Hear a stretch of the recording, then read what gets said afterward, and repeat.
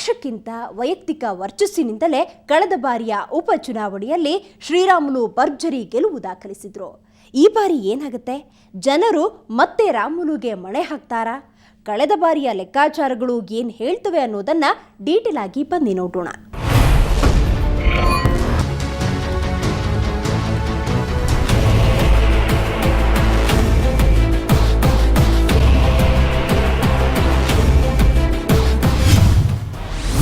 ಕ್ಷೇತ್ರದ ರಾಜಕೀಯ ಇತಿಹಾಸ ಏನು?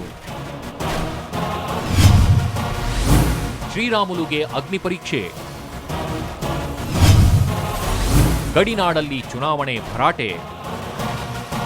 ಕ್ಷೇತ್ರ ಮರುವಿಂಗಡಣೆಗೂ ಮುನ್ನ ಕುರುಗೋಡು ಮತಕ್ಷೇತ್ರ ವ್ಯಾಪ್ತಿಯಲ್ಲಿ ಬರುತ್ತಿದ್ದ ಬಳ್ಳಾರಿ ಗ್ರಾಮೀಣ ಕ್ಷೇತ್ರದಲ್ಲಿ ಕಾಂಗ್ರೆಸ್ ಮೇಲುಗೈಯನ್ನು ಸಾಧಿಸುತ್ತಾ ಬಂದಿತ್ತು. ಪ್ರಮುಖವಾಗಿ 1957ರಿಂದ 2004ರಲ್ಲಿ ನಡೆದ ಎಲ್ಲ ಚುನಾವಣೆಯಲ್ಲೂ ಕಾಂಗ್ರೆಸ್ ಜಯಬೇರಿಯನ್ನ ಬಾರಿಸಿತ್ತು. ಕೇವಲ 1985ರಲ್ಲಿ ಜೆಎನ್ಪಿ ಪಕ್ಷ ಒಂದು ಬಾರಿ ಮಾತ್ರ ಕಾಂಗ್ರೆಸ್ ವಿರುದ್ಧ ಜಯವನ್ನ ಸಾಧಿಸಿದೆ.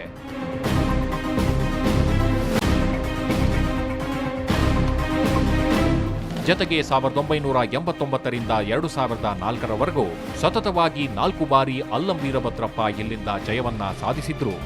ನಂತರ 2008ರಲ್ಲಿ ಕ್ಷೇತ್ರ ಮರುವಿಂಗಡಣೆ ಮಾಡಿ ಬಳ್ಳಾರಿಯ ಕೆಲ ವಾರ್ಡುಗಳನ್ನ ಸೇರಿಸಿಕೊಂಡು ಬಳ್ಳಾರಿ ಗ್ರಾಮೀಣ ಕ್ಷೇತ್ರವನ್ನಾಗಿ ಮಾಡಲಾಯಿತು.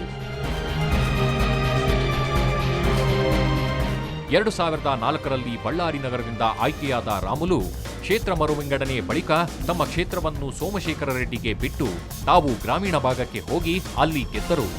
ಕಾರಣಾಂತರದಿಂದ ತಮ್ಮ ಸ್ಥಾನಕ್ಕೆ ರಾಜೀನಾಮೆಯನ್ನು ನೀಡಿದ ರಾಮುಲು ಮತ್ತೊಮ್ಮೆ 2011ರಲ್ಲಿ ಪಕ್ಷೇತರರಾಗಿಯೂ ಕೂಡ ಆಯ್ಕೆಯಾಗಿ ಬಂದರು.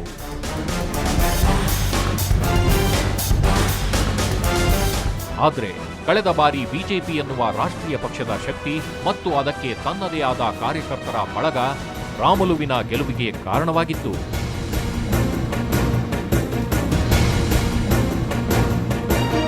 ನಂತರ ಪಕ್ಷೇತರರಾಗಿ ಕಣಕ್ಕಿಳಿದಾಗಲೂ ಬಹುತೇಕ ಬಿಜೆಪಿ ಕಾರ್ಯಕರ್ತರು ಅವರ ಜೊತೆಗಿದ್ರು. ಆದ್ರೀಗ ಅವರು ಹೊಸ ಪಕ್ಷ ಕಟ್ಟಿಕೊಂಡಿದ್ದರಿಂದ ಮತ್ತೊಮ್ಮೆ ಗೆಲ್ಲಲು ಹರಸಾಹಸವನ್ನೇ ಪಡಬೇಕಿದೆ.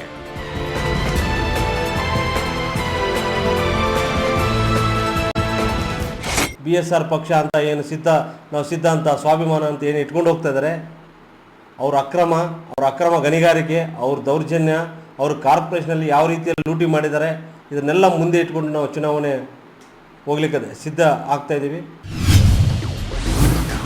2008ರ ವಿಧಾನಸಭಾ ಚುನಾವಣೆಯಲ್ಲಿ ಶ್ರೀರಾಮುಲು ಬಿಜೆಪಿಯಿಂದ ಸ್ಪರ್ಧಿಸಿ 61,991 ಮತಗಳನ್ನು ಪಡೆದು ವಿಜಯಿಯಾಗಿದ್ರು.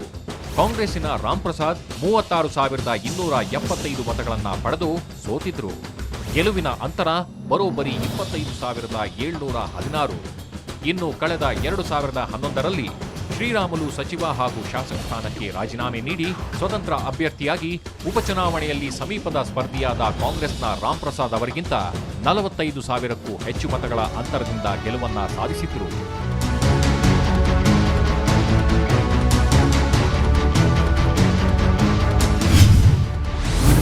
ಒಟ್ಟು ಮತದಾರರು 1,84,473. ಪುರುಷ ಮತದಾರರು ಅಂದಾಜು 1 ಲಕ್ಷ. ಮಹಿಳಾ ಮತದಾರರು ಅಂದಾಜು 80,000.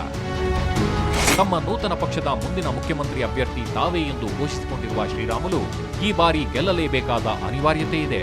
ಹಾಗಂತ ಪ್ರತಿಪಕ್ಷಗಳೇನು ಸುಮ್ಮನೆ ಕುಳಿತಿಲ್ಲ. ಹೇಗಾದ್ರೂ ಮಾಡಿ ರಾಮುಲುವನ್ನು ಬಗ್ಗು ಬಡಿಯಬೇಕೆಂಬ ಪ್ಲಾನ್ ಹಾಕುತ್ತಿವೆ.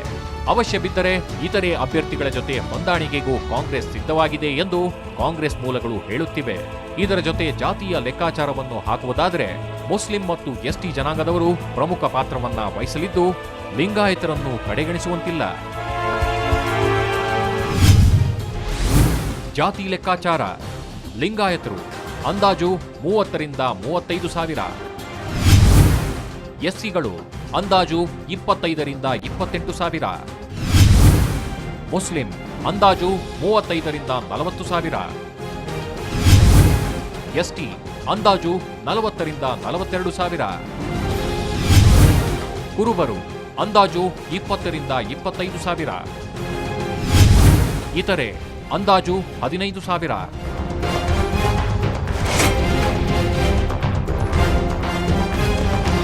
ಹೊಸ ಪಕ್ಷ ಕಟ್ಟಿರೋದು, ಅಕ್ರಮ ಗಣಿಗಾರಿಕೆ ಆರೋಪಗಳು ಶ್ರೀರಾಮುಲುವಿನ ಗೆಲುವಿನ ಹಾದಿಗೆ ಮುಳುವಾಗುವ ಸಾಧ್ಯತೆಗಳಿವೆ.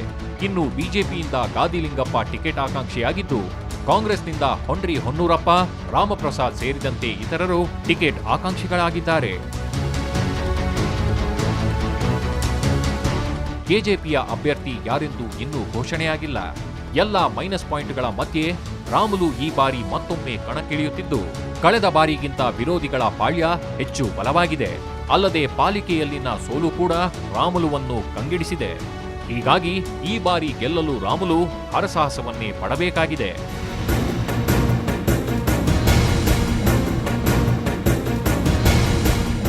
ಶ್ರೀರಾಮುಲು ಹುಟ್ಟಿದ ಊರಿನಲ್ಲಿ ಸಮಸ್ಯೆಗಳು ತಾಂಡವಾಡ್ತಾ ಇವೆ.